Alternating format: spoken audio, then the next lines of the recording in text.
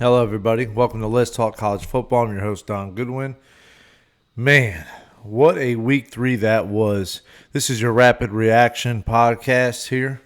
This is what we're going to talk about week 3, and then later on we'll start getting into the Buckeye report, and week 4 coming up. We got Buckeyes and Notre Dame. We got Colorado and Oregon. We have so many much more. Even Alabama, Alabama's going to end up going back to the old quarterback who they just benched to be able to play Ole Miss. So we'll get in all that here soon this week. But let's first start off with where I was right and where I was wrong. Well, I was wrong more than I was right this one. And, I'm not scared to admit it. There's times when we get it wrong. And one of them was LSU, Mississippi State. LSU week 1 is different than LSU week 3. You can see that they're starting to get in their groove. They're fixing things. I mean, Coach Kelly is probably one of the best coaches in college football. He knows what he's doing a lot more than I do. And he's starting to get things going over there. But Daniels was a huge difference maker in this game compared to the last one. Now, I know this ain't FSU, and FSU didn't look like FSU. We'll get into that a little bit. But Mississippi State is a fully loaded senior team that I thought would be able to handle up front. I thought would be able to run the ball, control the clock, be at home, have that home environment, that cowbell just a clicking and clinking.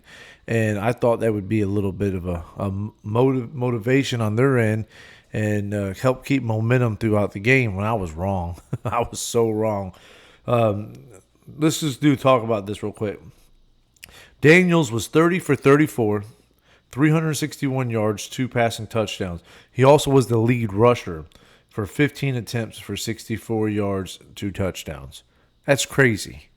But here's some more numbers for that offense before we talk about something else. Neighbors, 13 of 13.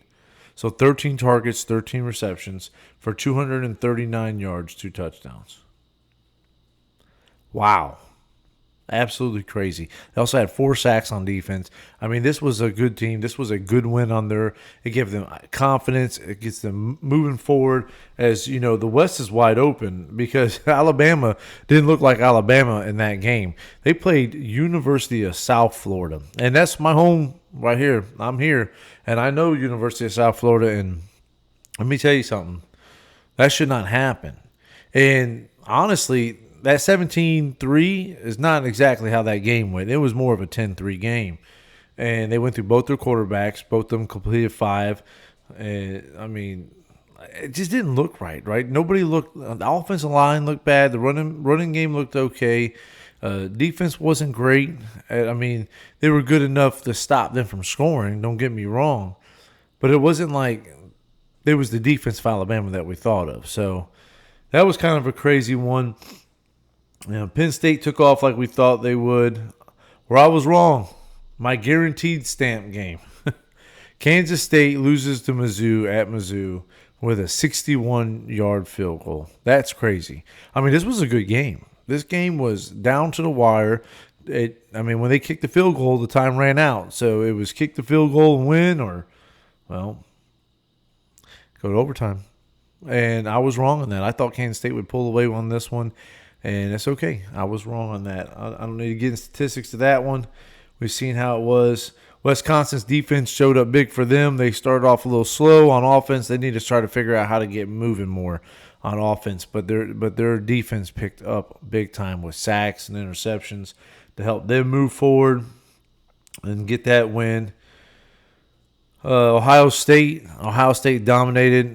We heard so much about this Western Kentucky offense and how it was number 1 last year in passing yards and touchdowns. Very productive offense. And I was like, I give them 14 points guaranteed. And I was thinking to myself, they might even put 21. But Ohio State's defense looks really good this year. They stepped up to the challenge. Offense starting to look better, which is good going into Notre Dame. Now, they haven't played anybody to Notre Dame standard. And I don't think Notre Dame played anybody to Ohio State standard. So there's still a lot to see and a lot to grow. I mean, Notre Dame does have the better, more experienced quarterback. I don't know about better, but more experienced, I will say, quarterback. But we're not going to talk about that. We got that game coming up here this week. We're going to break that down. It's one of the top games of this week, so we don't want to get into that too much. But Notre Dame did win 41-17 against Central Michigan. So they also got their win. Duke continues to have a powerful offense. I mean, Northwestern is not a team to worry about. I mean, but they did. Here's something I wasn't happy with. Right, South Carolina 14-3 against Georgia, and then all of a sudden can't do anything. Georgia puts the pressure on. Rattler does not look good whenever he's under pressure, but they struggled. Yet Georgia is number one in the AP poll. I am not happy right now with the AP poll. If you've seen the short I made, I am not happy. FSU struggles in Boston College. Georgia struggles against South Carolina at Georgia, by the way. You know, Texas did a little struggle against Wyoming. Michigan struggled against Bowling Green. And nobody moves. But Ohio State got dropped twice the last 2 weeks over it and stays at 6 after dominating another team. I don't get AP. Like, are you even necessary at this point? Because you Associated Press. I don't get it. Like, how do you continue to vote? If you can't be consistent, then don't vote. Because you use certain things to be able to put your votes in, but you're so inconsistent. It's ridiculous. Tennessee loses against the Gators. That's where I was right. Oh, yeah, I got one right. I picked the Gators, right? Gators come out there and go on fire the first half. And they did. They looked real good. The running game picked up. ETM did a great job. And Graham Mertz was able to lead that team a little better than he has so far this year. He's starting to really get into the system. I think he's really starting to feel comfortable. But then the 26 points they scored in the first half, they don't move the ball really at all in the second half. But it doesn't matter because Tennessee is straight garbage. Garbage. Absolutely garbage. And they kick a field goal at the end, but it was almost to the end. I think Florida in the second half had 56 yards. It was something crazy. And Tennessee can't even do anything off of that. So Tennessee straight trash. Gators are starting to move up. But yet Tennessee is still above the Gators in the AP poll. You heard it here. I don't know. I mean, Kansas State goes to the wire on the road against the SEC team, and they lose by the field goal, and they drop 10 spots completely out of the top 25.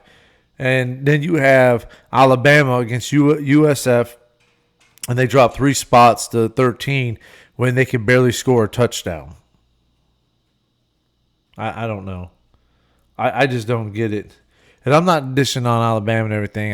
They made the wrong choice by the quarterback situation, and I think the offensive line has its troubles and everything. But, you do it to yourself, and that's how it is. It was just poor play. But my problem is with the AP poll. They're very, very, very inconsistent, and to me, they're trash. UNLV beats Vandy. Vandy goes down. They're now 2-2. Vandy's not a good team. SEC and a lot of Big Ten teams are down. Absolutely down. It's kind of crazy. It's just a weird year so far. Like I said, Michigan beat the 31-6 against Bowling Green State University, but it didn't seem like that through a lot of it. Syracuse continues to be undefeated. They beat Purdue 35-20. Ole Miss 48-23 against Georgia Tech. Arkansas continues to struggle. Their quarterback just don't look the same. Don't look the same as he did. And they I mean, it wasn't a bad, but BYU goes out there to stay 3-0 as they beat another SEC team. Arkansas goes down. Just don't look good at all for them. TCU bounces back after their week 1 loss. They continue to move forward from that, and they beat Houston 36-13. Everybody knows Houston now is a part of the Big 12. So this group of 5 team that they moved up there is all suddenly supposed to be some top. This stuff, that don't work. But Wyoming and Texas, that was kind of crazy, right? And this is why I was shocked by it. Like, when Ohio State played a Power 5 team, and they had a little first half struggle, and then they took it over from there, right? They ended up winning 25-3 or whatever it is. In the first quarter, Wyoming beaten Texas 7-3. The end of the second quarter, going into half, it's 10-7 Texas. 10-7 against Wyoming into the second half. A Mountain West team. Well, good luck. Hey, good job to the Mountain West, right? Mountain West, good job this week. I mean, the fight in you guys are absolutely amazing. And then into the third quarter, right? Wyoming ties it up 10-10. And then Texas pulls away with 21 points in the fourth. So through three quarters, Texas Longhorns, a top 4 team, struggle against Wyoming, and they don't drop. No, they move up to 3 from 4. You see what I'm saying with the AP poll? It is absolutely atrocious to even have you guys vote the way that you vote. If you're not going to be consistent in how you're putting things together, then don't vote because you're horrible at it. I just don't get it. And yeah, I sound mad. I sound disappointed because I am. I'm disappointed every time you put that freaking thing out. I almost wish we didn't do anything until the playoff, but it's there, and I'm going to talk about it because I want to talk about it. I just thought Georgia, I thought Texas, FSU struggling. We've seen Michigan throwing picks and struggling against Bowling Green. Now, they all took off a little bit except for one of them. But still, the struggle, that's why you also went after other teams, said that, well, they struggled for a half. Some of these teams struggled for 3 quarters and nothing happened. They actually got promoted for it.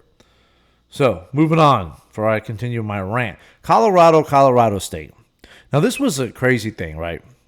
And I get it. Listen, a lot of excitement going around. It was on game day. Everybody was there. There was so much trash talking, bashing Colorado State's coach. I mean, that's all I heard was bashing Colorado State's coach constantly because he made a remark that he takes off his hat and glasses when he talks to adults. Well, he's allowed to say that because that's what he does. He's allowed to say what he does. And everybody's like, well, he was going attacking. I think everybody needs to go and watch that full interview before you constantly make yourself look like a joke whenever you just listen to everybody else and what they say. I'm sorry. I just don't get it. But Colorado talking trash because Deion can do that. He backs it up. Deion his whole life has been that way, and I got no problem with the way he says it because he backs it up and because he's an adult and he gets to choose whatever he wants, the same as I think Colorado State coaches should get to say whatever he wants. As long as you're not being hateful or any kind of race marks or anything. But, I mean, they were 2 black coaches going out there showing that, this was a big thing for young black coaches and to be able to do that. And instead it turned to some trashy fight. And I don't like that. I'm old school football, though. That's me. I get to have my opinions like everybody else. So here goes Colorado talking trash. I mean, before the game, they were talking trash, and there's bickering, fighting between the 2 teams going out there. And all this, and everybody's like, oh, Colorado's about to lay the wood down on them. That didn't happen. That didn't happen at all. And this is what I mean. Listen, Colorado State, 34 quarterback right here, 34-47 for 367 yards, 3 touchdowns. He also threw 3 interceptions. That's where that hurt him, right? They also got a few different running backs that came out there that ran it out. But the defense is where it's at. So the defense, they had 4 receiving touchdowns. Let me just throw that out there. They did have 4 receiving touchdowns by 3 different wide receivers. But this defense played. They got interception, which was kind of like a rip out, I guess. It was kind of high thrown, and the defensive player got up there with the wide receiver and pulled it out or whatnot. But they also got 4 sacks in the game, which made a huge difference. They were flying and they were hitting hard. Now, when it came to the Hunter thing, I feel bad for him. I've been praying for Hunter. Listen, I pray that Hunter heals up and he comes back. They might be the best athlete in college football today. But this is why I don't like kids talking like that. Like, he was out there talking and they were jawing at each other, and it was a dirty hit. Like, it was a late hit, and we don't need that crap in football. These kids have a future. Everybody's supposed to, play tough, play fight. And I mean, that's what football is. But you play till the whistle blows, not after the whistle. So I don't like the hit that he did on Hunter, and nor did he deserve it. But this is what happens when your emotions are all tied up in this. When you start talking trash about one team, and then that team starts talking trash about the other team, everybody's emotions are high. It's already an in-state rival, which this is a Mountain West team. So everybody's like, oh, my goodness, you see Colorado. It's a Mountain West team. You want to call yourself a big Power 5, right? You want to call yourself, hey, we're here, and they found you. I'm not going to sit here and say like, oh, they dominate. They didn't dominate at all if you watched the game. Colorado State was there to play. And they were playing as a Mountain West team. Like I said, good job, Mountain West. You guys did it. Now, I'm not taking nothing back from I'm not trying to take away from Colorado. I'm not trying to sound like a Colorado hater because I'm not. I'm going to tell you right now, Shedeur Sanders is a real deal. I think he's one of the best quarterbacks in college football. I think he should go to the NFL after this year. I think he has all the talent. I hope that he doesn't want to be a running quarterback when he goes to the NFL. At least he builds a little bit of weight on. He has Tom Brady in his corner. He has his father in his corner. He's a very, very good kid. And I think that he's going to go places, right? I honestly like this kid as a quarterback. Matter of fact, I think he's the reason why Colorado actually won the game. And I understand, like, there was a great thing. There was a tough deal with one of the receivers from there, Jay Horn Jr. He wasn't getting the ball very much. He wasn't doing very good. Coach talked to him and everything. He caught the touchdown, and everything was like, that's awesome. I mean, Deion has these kids, like, they believe in him and he believes in them, and he's doing a lot in their lives. That's why we don't need all this extra. Like, it's so extra. It's too extra. Like, I know Deion's going to do that. He's always been that way, and we expect that. And what he's doing, that brand he's making, he's going to recruit. And when they go to the Big 12 and Texas and Oklahoma leave, I think Colorado's going to dominate the Big 12 as long as Deion Sanders is there, because he's going to bring in 5-star, 4-star recruits. This isn't going to be the Colorado that everyone's used to. This is a whole different Colorado's going to happen. But we don't need kids disrespecting coaches. We don't need kids disrespecting full-grown adults. That's not what football's about. That's wrong. That is wrong. And kids jarring at each other, that's always going to happen. But there should be a line of respect to being taught, and that's just how I feel about it. And I'm going to say how I feel because I'm allowed to have my opinion as well. I have no problem with Deion. I have no problem with what he's doing. I think he's changing college football. As it is, as we're seeing it right before our eyes. I think he has talent on that team. I think he's a talented coach, and he's going places with it. But I do think there's a certain line you can't cross, and I think that this game kind of went across that line. And I actually blame the media as well on some of that, because they fed into it. They hyped it up even more, and I think it's just ridiculous. Listen. It's okay to change college football some. It's okay to do something different, but don't ruin it with attitudes and selfishness, and having no respect and morals. That's not cool. That's not cool. And I'm not just saying about Colorado State too. It is that hit, them dirty hits. That's not cool. That's not cool.